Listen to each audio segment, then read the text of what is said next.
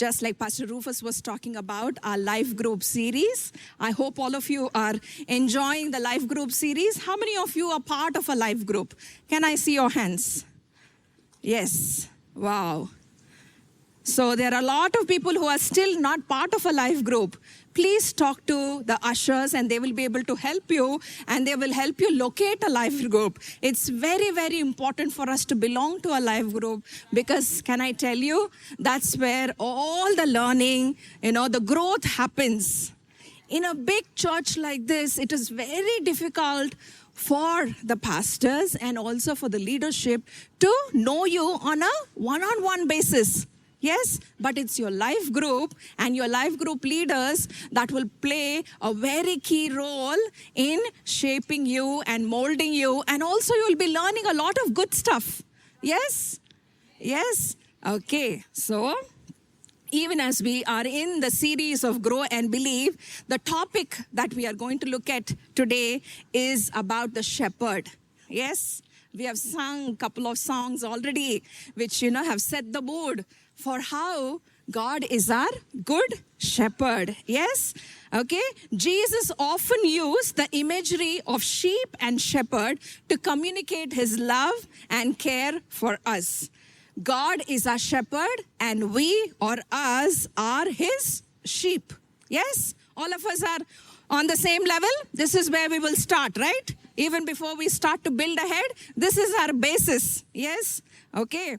So, even before we start to look at how we can look at things from a spiritual angle, let us look at from a very natural angle what this shepherd does. How many of you have seen a shepherd? You've seen shepherd, you've seen sheep? Yes? Yes? Okay. I'm sure he doesn't smell very nice, because he's always with the sheep. So I'm going to guess that he's going to smell just like the sheep. Yes? Okay. So what are the responsibilities of a shepherd? Okay. So, yeah, that's the, okay. So you've seen this picture many times. Can you throw answers at me where you've seen them? Very popularly on calendars. Yes? Yes, very common. We have all grown up looking at this. Okay, the image of Jesus as the chief shepherd, the good shepherd, the true shepherd. These are some of the synonyms that we see in the Bible. Okay, and the responsibilities of a good shepherd. Yes, the number one responsibility of a shepherd is to nourish the sheep. Yes, to lead them to green pastures. Will the shepherd lead the sheep to dry ground? No. The shepherd will lead the sheep where the grass is nice and lush and green, because that is what the sheep will like. Okay? So the responsibility of the shepherd is to lead the sheep, feed the sheep, and lead them, where there is nourishment. Okay? And he also leads them to the water. Okay, to satisfy their thirst. Joy was talking about Psalms chapter 23, okay, where it says, the Lord will lead us beside the still waters. Have you ever thought about it? Why only still waters? Why not running water? Why not a stream or a lake which is running? There is every danger that the sheep can fall into the current. And water current is a strong current. Therefore, the shepherd leads us beside the still waters, where the sheep can bend down for a sip of water. Do you see, my friends, the Lord is concerned about the little things in our lives. They matter to him so much. Yes? And the last thing that he does, or according to, the natural things, he protects the sheep from the thief, from the stranger, and also from other animals. Yes, there are other animals which love to have some mutton curry. Yes. So therefore, the shepherd has to protect his sheep from other animals as well. Okay, let us look at what are the characteristics of sheep. Okay, sheep are supposed to be, I don't like to say that word, but they say they are dumb creatures. Okay, they say they are dumb creatures because they don't have probably a high IQ, is my guess. They are only good at following, okay? And they're highly defenseless. That means they cannot defend themselves. If a lion or a bear comes, they're not able to defend themselves. Now, why am I talking about a lion and a bear? If you look back to the story in the Old Testament, who was the one who defended his sheep from the lion and the bear? David, yes. He was there to protect his sheep. They are good at following things. Sheep are good at following. They are good at distinguishing things.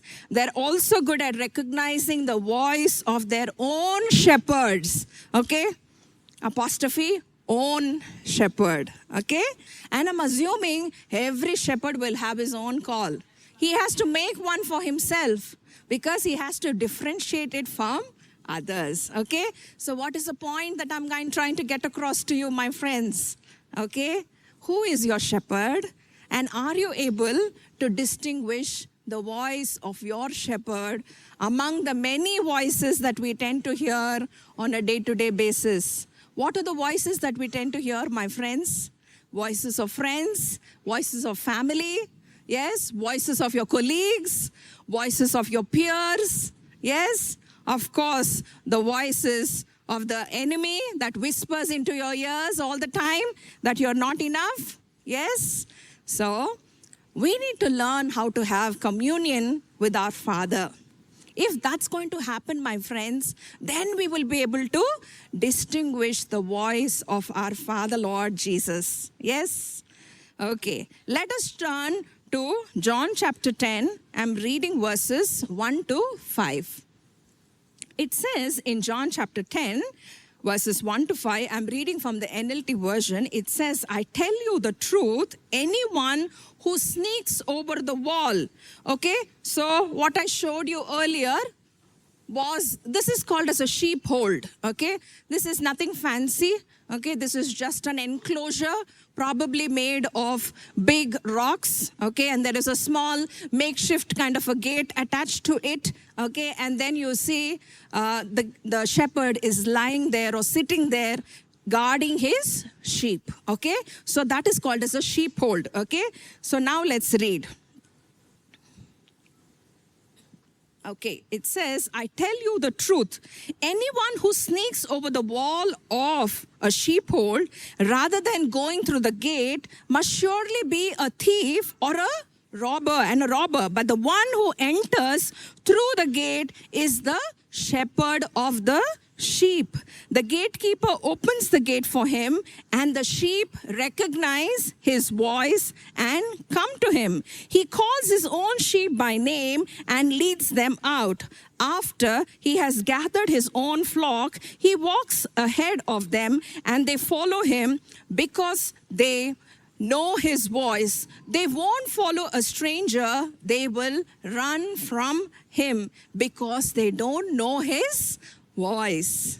Okay, so we see here what we are reading is that the shepherd will only enter into the sheepfold through the gate and not jump into the sheepfold like a robber.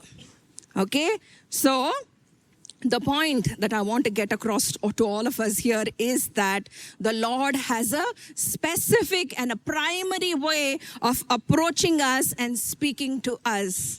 Yes, he will not come through the back door, my friends. He will come to you through the right channel. Okay? And when God speaks, it is orderly, it is rational, and it always aligns with the word of God. It will never be contrary to the word of God. Okay? So the evil one again does the contrary. What does he do? He uses deception. He uses lies to gain access into our lives. Okay?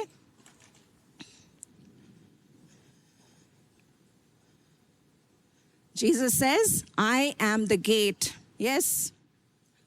Those who come in through me will be saved. They will come and go freely and will find good pastures. The thief's purpose, all of us know the scripture by heart. Yes, John 10:10. The thief comes to steal, kill, destroy. What does he want to steal? Rubies and diamonds from you? Come on, what does he want to steal? Your peace, your joy.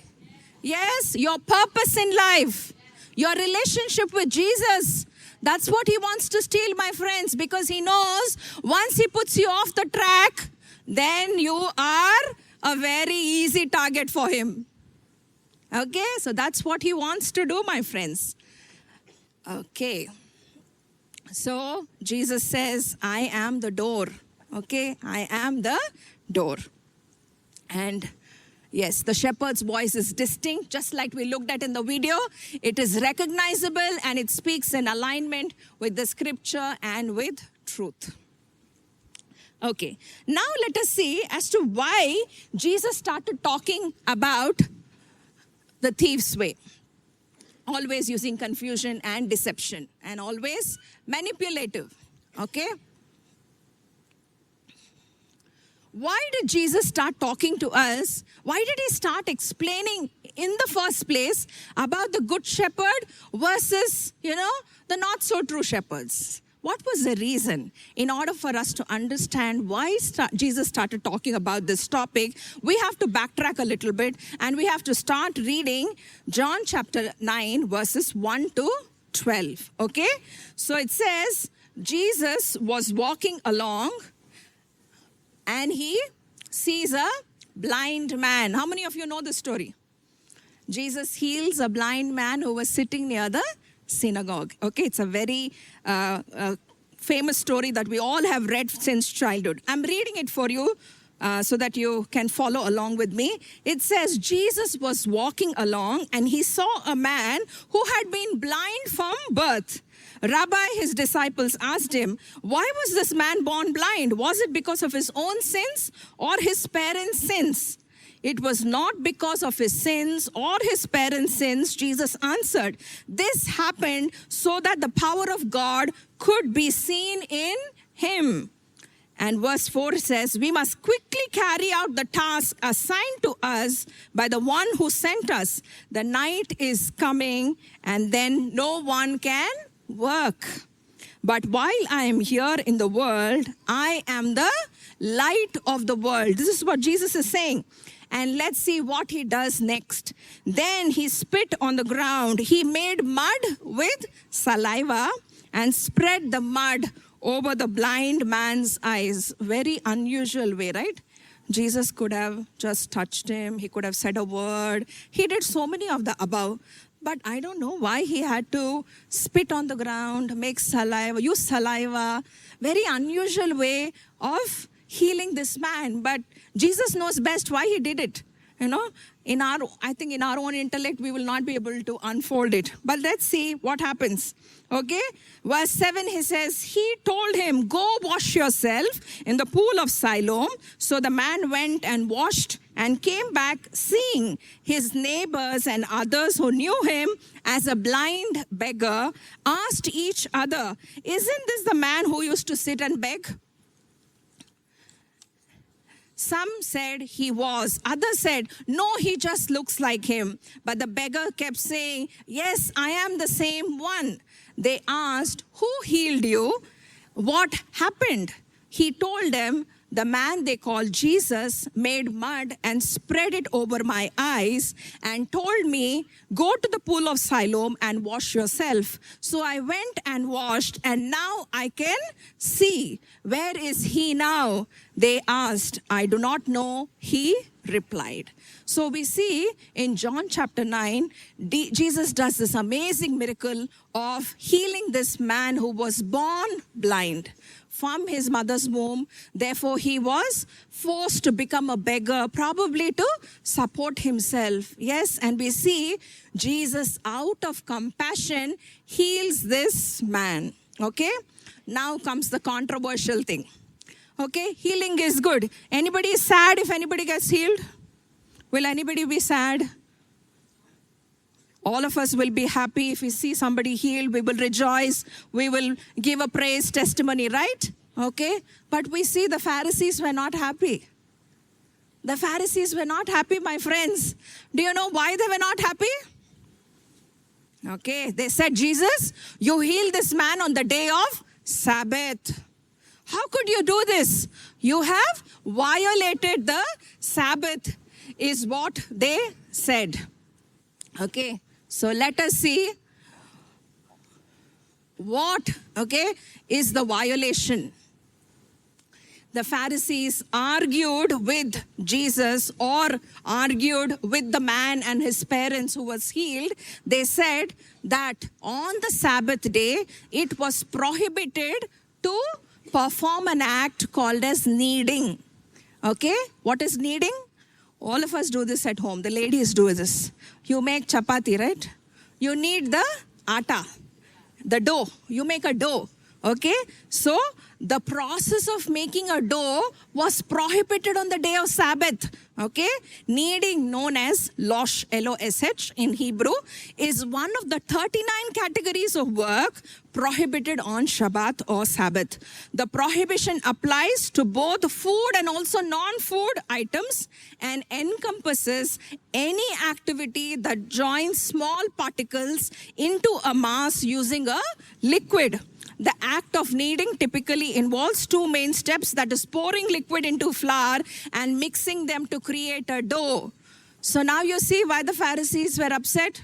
Because Jesus made a dough with the mud and his saliva.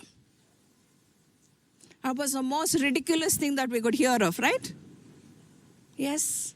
So they said, no, you have violated the Sabbath and God is not pleased with you. That's what they were saying. Okay, so what was Jesus' point of view, my friends? Do you think what Jesus did was wrong? Why do you say so? Because Jesus moved out of compassion, my friends, not forced by empty rituals. He saw a man who was in bondage and he felt the need to immediately deliver him from that bondage. Therefore, Jesus' point of view in this situation is that compassion is greater than every ritual that we tend to follow. We Indians are very good at following rituals. Okay? So this is for us to learn that let compassion be the driving force, my friends, whenever we do anything. Yes? So, now these Pharisees are the religious leaders. So now let us understand why Jesus is talking about this comparison. He's saying you are professing to be shepherds, but are you really a shepherd? You are not happy for the man who was healed, but in fact you are finding fault with his healing. And they looked at every excuse in order to throw him out. So we see that the Pharisees excommunicated this guy who was healed as they did not want to accept that Jesus is Messiah. They called him and said, were you really blind? Did Jesus really heal you? Or are you faking it? Okay, let us see the response, from the man. What does he say? The man says, if this man were not from God, he could not have done it. Now tell me, my friends, who was really blind? Was this man who was, blind from birth blind, or the Pharisees who saw the miracle right in front of their eyes? Were they blind? They were blind, not in the natural, but there was spiritual blindness in their hearts, my friend. And therefore, that's the reason why Jesus started off this story where he's saying, I am the good shepherd and I am the true shepherd because I move out of compassion and not according to empty rituals. Yes, is there something that we can learn through this story? Yes, okay. Jesus says in John 9:41, he says, if you were blind, you wouldn't be guilty. Jesus replied, but you remain guilty because you claim you see. This is what he told the Pharisees. You are guilty because you claim you can see, but in fact you cannot see that I am the Messiah, whom you are rejecting. Yes? Okay. Let's move on a little bit ahead and see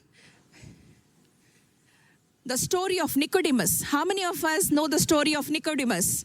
Nicodemus was another Pharisee or a religious leader, and he came to Jesus by the dark of the night because he did not want others to see him going to Jesus. Therefore, he was like, okay, let me go on this live and nobody is watching me. Okay, it says in John chapter 3, verses 1 to 5, it says, there was a man named Nicodemus, a Jewish leader, and he was a Pharisee. After dark one evening, he came to speak with Jesus. Rabbi, he said, we all know that God has sent you to teach us. Your miraculous signs are an evidence that God is with you. Jesus replied, I tell you the truth. Unless you are born again, you cannot see the kingdom of God. What do you mean? Exclaimed Nicodemus. How can a old man, go back into his mother's womb and be born again? Okay, so Nicodemus was thinking this is going to be all in the natural, but Jesus was talking about the spiritual aspect. Jesus replied, I assure you, no one can enter the kingdom of God without being born. Yes, no one can enter into the kingdom of God without being born of the water and of the Spirit. The spiritual leaders of the day were spiritually blind when they ought to have understood, like Jesus telling Nicodemus, the Pharisee, that he must be born again. Yet Nicodemus did not understand this teaching. This was very direct interaction that Jesus had with the Nicodemus. But still, Nicodemus was not able to understand what Jesus was talking about. What do you think is the reason why Nicodemus was not able to understand, my friends? We all need this experience in our lives. How many of us have invited Jesus into our hearts? Can I see your hands? At one point of time, you have invited Jesus into your heart.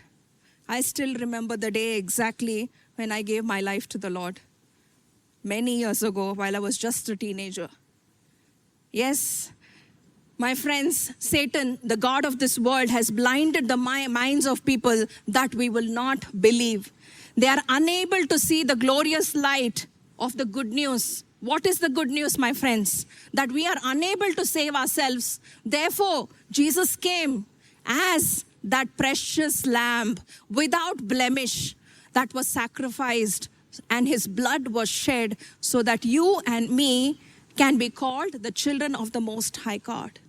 And that is the reason why Jesus came. But what is Satan's strategy, my friend? Satan's strategy is very simple: to steal, to kill, and to destroy. What does it want to steal? Okay? It wants to steal your spiritual vitality. It wants to steal your spiritual vitality, okay? Stealing your time. It wants to steal your time. The number one thing that we hear anytime we invite people, say there's something special going on in church. I don't have time. I'm so busy. I'm busy as a bee. But we want God to do everything for us. At our beck and call, we want God to answer our prayers, but we don't have any time for God. So me and my husband, Pastor, we receive so many prayer requests for people without a job. Then Pastor will tell them, go bring your resume and come. And we will lay our hands on the resume, we'll pray, and then they'll get a job. And guess what? After they get a job, you will not see them again. They will be ushkaki. They fly away. You should come all the more running to church after you have received your blessing, my friends. Just like this guy who received the healing. What did he do? He went against the Pharisees and he testified. Was he scared of being thrown out?